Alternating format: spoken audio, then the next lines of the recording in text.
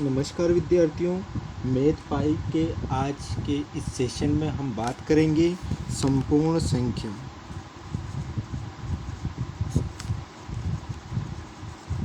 संपूर्ण संख्या जिसको कहते हैं परफेक्ट नंबर। आखिरकार परफेक्ट नंबर कहते किसे हैं, उस संदर्भ में जानें तो एक ऐसी संख्या होती है जिसके गुणनखंड किए जाते हैं या फिर उसके डिविजिबल यानी भाजक। ऐसी संख्या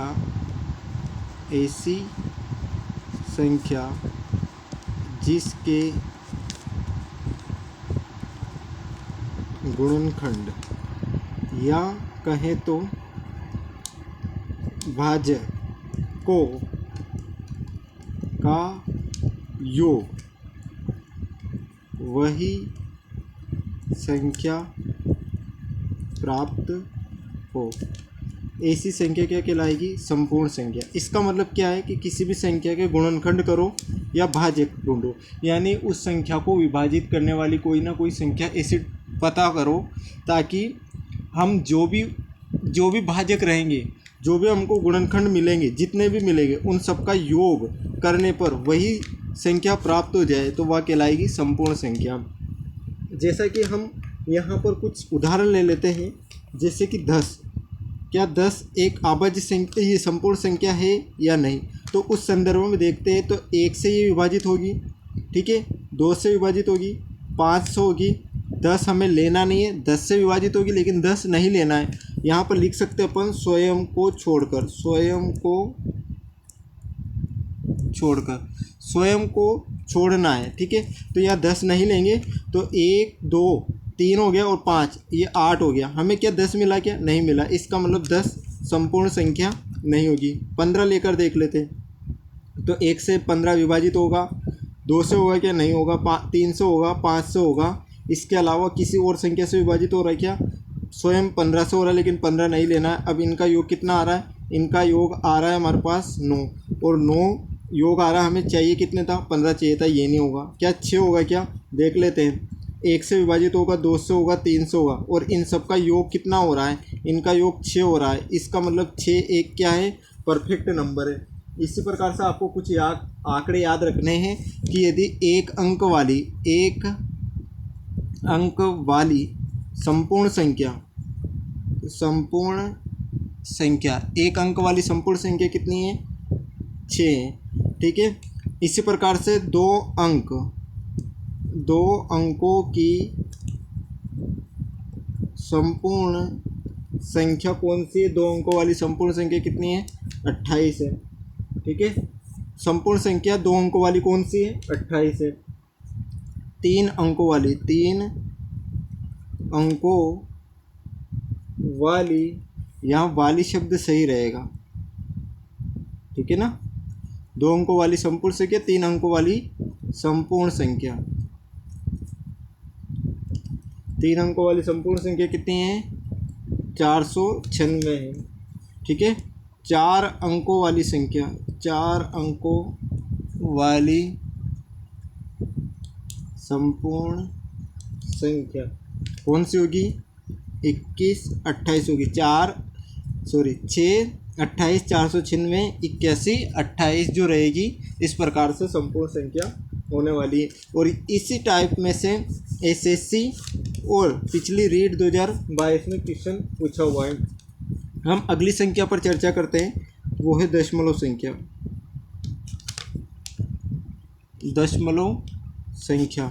दशमलव संख्या जिसको कहते हैं डेसिमल नंबर। दशमलव संख्या कब प्राप्त होती है? जब हम भिन्न क्या होता है? अंश बटा हर।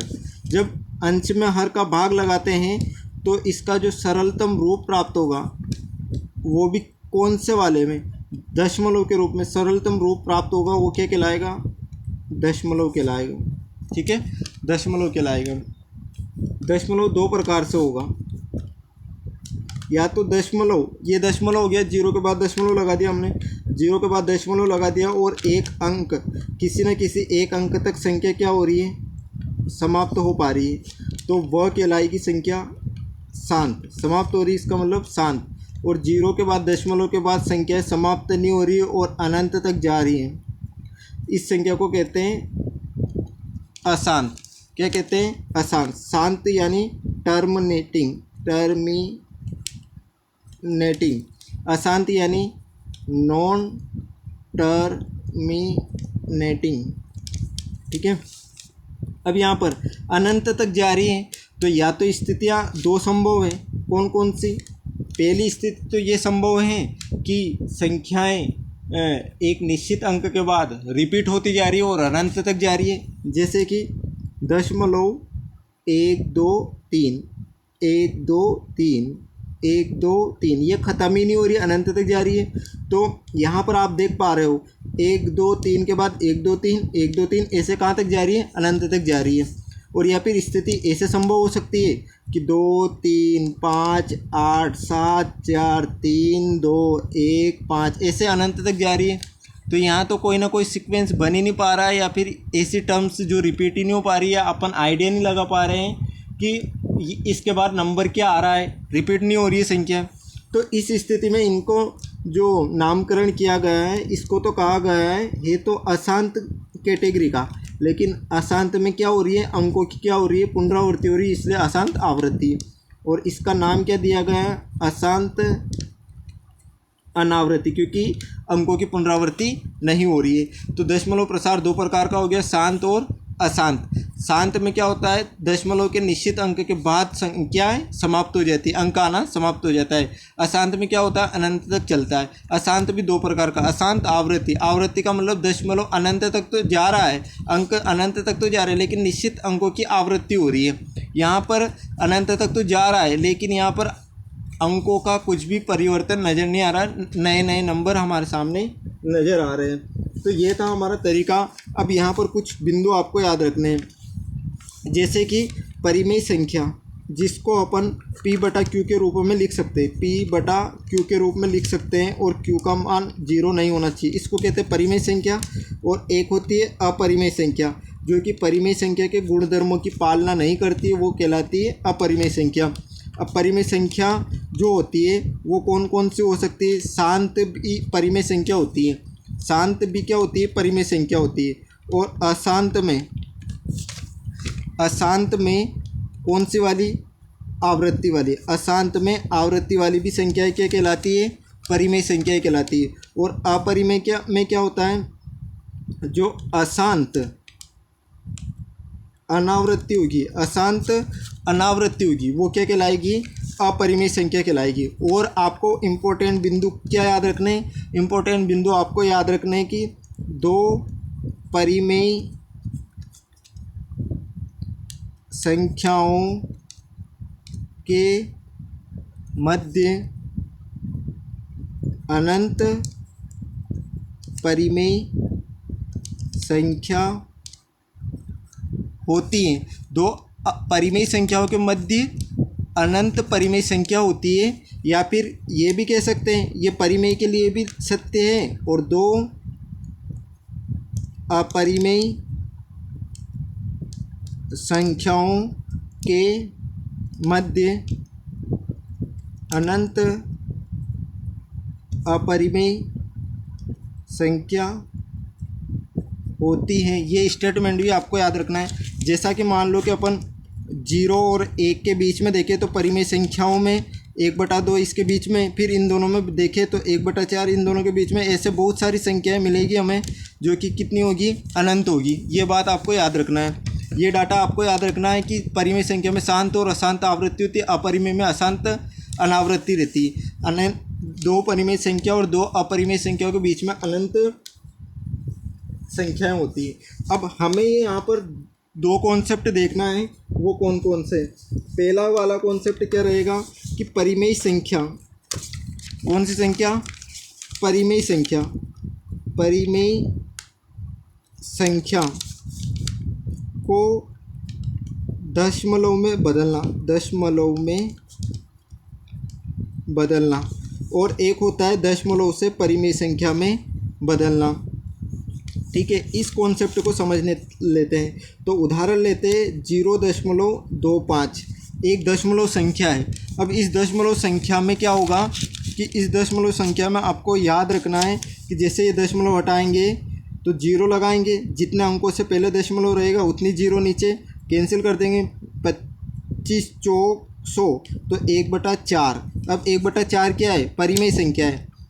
क्यों? क्योंकि ये भी इंटीजर का पार्ट है, पूर्णांक संख्या है दोनों, एक भी पूर्णांक है, चार भी पूर्णांक है, और पूर्णांकों का अंश और हर के रूप में जैसे लिखेंगे तो हमें कौन सी संख्या मिल जाएगी? परिमेय संख्या। और परिमेय संख्या को ही दशमलव रूप, जब 1 में 4 का भाग लगाएंगे तो 0.25 आ जाएगा। ये तो रहा इसका। अब यदि अशांत आवृत्ति हो, अशांत आवृत्ति वाली स्थिति में क्या करेंगे? अशांत आवृत्ति हो तो उसको परिमेय रूप में कैसे बदलेंगे? परिमेय रूप में कैसे बदलेंगे? यहाँ जो है सेकंड ग्रेड में कहीं दफ़ा प्रश्न पूछा हुआ है, और जितने भी टीचर एग्ज़ाम्स हो, चाहे कंपटीशन का किसी भी स्तर का एग्ज़ाम हो, जहाँ मैथमेटिक्स इंक्लूड है, जहाँ नंबर सिस्टम इंक्लूड है, वहाँ पर इस टाइप का प्रश्न बनने की पॉसिबिलिटीज़ 95% है। तो उस संदर्भ में हम इस प्रकार के क्वेश्चंस को कैसे ट्रिकी हल कर सकते हैं? तो माना कि ये 0.43 के ऊपर बार है, तो आपको क्या याद रखना है विद्यार्थियों? सबसे पहले तो ये देखना है कि 43 को लिख दो, जो भी अंक नज़र आ रहा है आपको उसको लिख देना है। फिर जितने अंक के ऊपर बार हैं उतने 9 नीचे लिखने हैं। यहाँ पर कितने अंकों के ऊपर बार है? 1 अंक के ऊपर बार है, तो 1 9 लिख दिया मैंने। तो सबसे पहले संख्या लिखी, संख्या लिखने के बाद जितने अंक के ऊपर बार था उतने 9 नीचे लिख दिए मैंने। अब क्या करना है आपको? अब ये करना है कि दशमलव के राइट साइड जितने अंकों के ऊपर दशमलव के राइट साइड में जितने अंकों के ऊपर बार नहीं लगाए, बार लगाए उसके लिए तो 9 लिख दिया है, और बार नहीं लगाए उस संदर्भ में आपको क्या लगाना है? 0 लगाना है। ठीक है, यहाँ पर इस स्थिति को समझ लेना है। और बाकी जितने अंक, जिस अंक के ऊपर बार नहीं लगाए उसको घटा देना है। तो यहाँ पर कितना घटेगा है? तो 41/90 इसका आंसर होगा।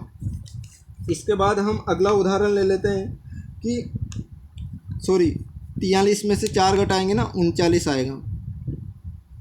ठीक है, और इसको सरल कर सकते हैं, 3 से काटेंगे, 3 एकम 3, 3 तिया 9, 3 से काटेंगे इस तरीके से 13/30 होगा। इसके बाद इसी टाइप का उदाहरण ले लेते ताकि आपको और कॉन्सेप्ट अच्छे से समझ में आए। 0.357 और इसके ऊपर बार।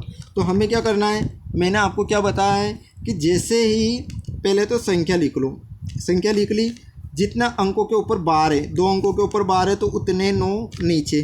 फिर दशमलव के राइट साइड में जितने अंकों के ऊपर बार नहीं है उतने तो 0 नीचे, और जिसके ऊपर बार नहीं है उसको घटा देना है।